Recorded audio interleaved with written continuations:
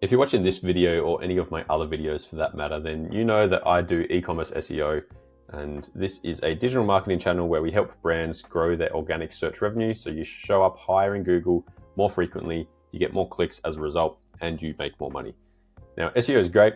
I love SEO. This is what I do. This is my bread and butter.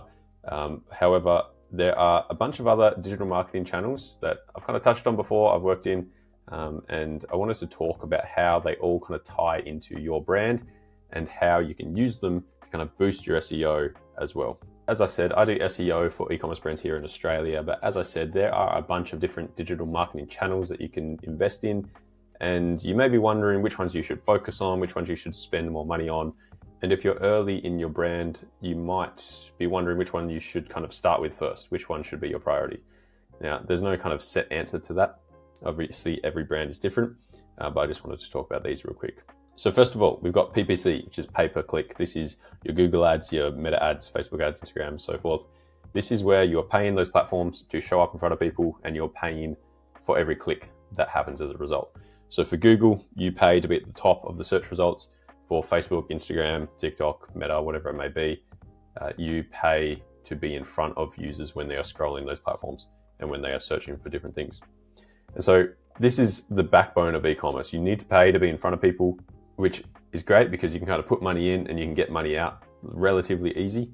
However, that comes at a cost. You're obviously paying for all of those clicks, so that eats into your margins a little bit, which is why, we love SEO over here, because it kind of reduces your margins, but more on that later. Secondly, we have email marketing. Now, this is great because once you get people to your website through PPC, through social media, through SEO, whatever it may be, you can then opt them into your email list, or they can opt into your email list. Doing that is great because you now kind of own that marketing channel. They are your customers, they are your brand ambassadors, they're people that want to be involved in your brand. And so again, it's a really cost-effective way to convert more people. And you're more likely to convert in this channel because they're people that are loyal to your brand. They've taken the next step beyond clicking on an ad, beyond visiting your social media. They've decided to sign up to your email list. And so therefore, you can kind of keep nurturing them and keep kind of showing them your product, showing them your brand, and hopefully over time make a lot of money doing so. Next is social media. We know how important that is. Having a presence on social media is crucial. I don't need to explain too much there because it's pretty obvious. You need a social media following: Instagram, TikTok, Facebook, YouTube, whatever it may be. Build your brand and then drive eyes to your website, to your products, and everything like that is a great way to keep succeeding with e-commerce. Then we've got CRO. This is conversion rate optimization. Now, this is where you will get someone to kind of come onto your site, and similar to SEO, they're kind of tweaking things on your website to make people convert more. Now, I haven't done too much on the CRO front.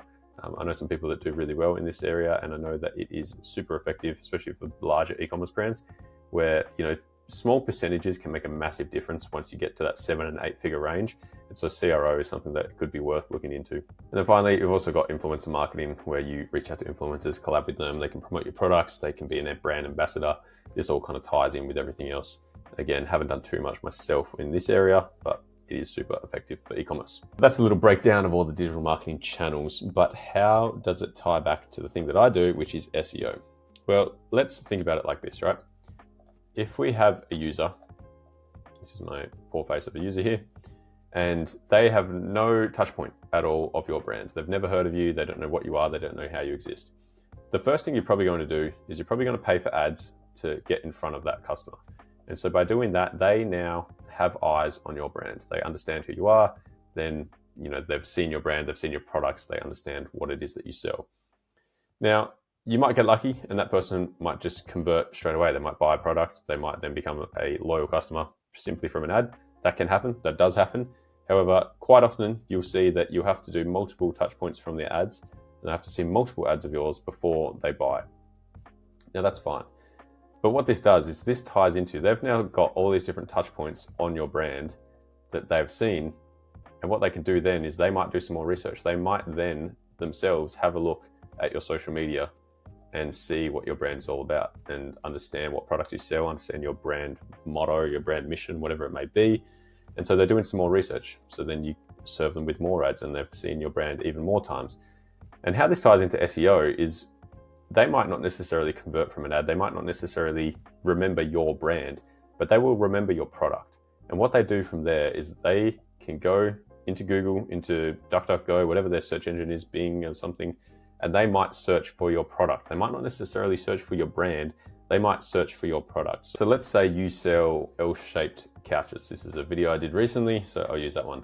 If you sell L-shaped couches, they might not necessarily remember your brand. Like, shopping for a couch is not necessarily a brand type product, if that makes sense. Like if you're shopping for clothing, I shop with Elite 11, Gymshark.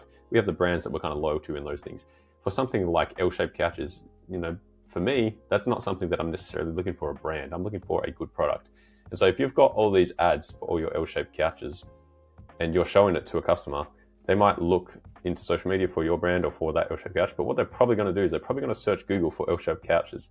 Now, if you've got all this money investing into paid ads, but they don't convert because they're going to search for it, and you're not investing in SEO, you're not going to show up. And so you've spent all this money over here to try and convert this customer, but then they're just going to go search for your product in Google, and whoever shows up first or second is going to get that sale because you've spent all this money on ads.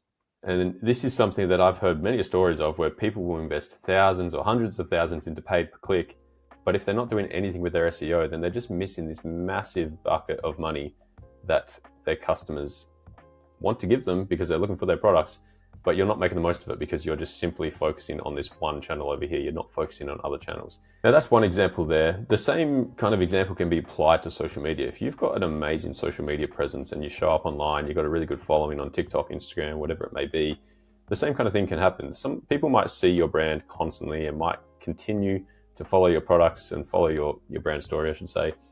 And again, then how are they going to convert? They're either going to go to your social media, click your link, go to your website. That's great. Or what they might do, you might pay for some ads and they'll recognize you from your social media, so they're going to convert that way. Or again, they might be looking for your type of product because you've shown up so frequently, you're top of mind. However, again, they might be searching in Google because that's where a lot of people buy products. They go onto Google, they've got high intent, they're looking for your products, and so they're going to search there.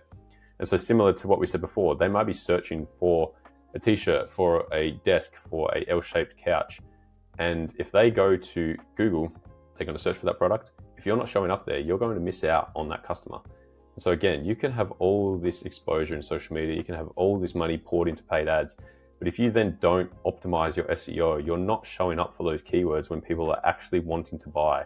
In these areas here, people don't necessarily want to buy. This is low intent marketing where we are showing up, we're kind of disrupting what they're doing. We're disrupting their scrolling, we're disrupting their everyday life, and they aren't in a buyer's mindset. When they go to Google, they're in a buyer's mindset. They are searching for a keyword, they're searching for a product, and they want to buy. And so if you're not optimized and you're not showing up for those products or for your keywords, you're again missing out on all this opportunity to make money because you're simply focusing on the traditional areas, which is social media and pay-per-click. Now, finally, we've also got email marketing. Now, email marketing is kind of bottom of funnel marketing in my eyes. Now, what I mean by that is, as I said, PPC and social media are kind of the top, where this is where you're getting all your brand awareness. This is where you're paying to get eyes on your brand and you're hoping that people find you this way.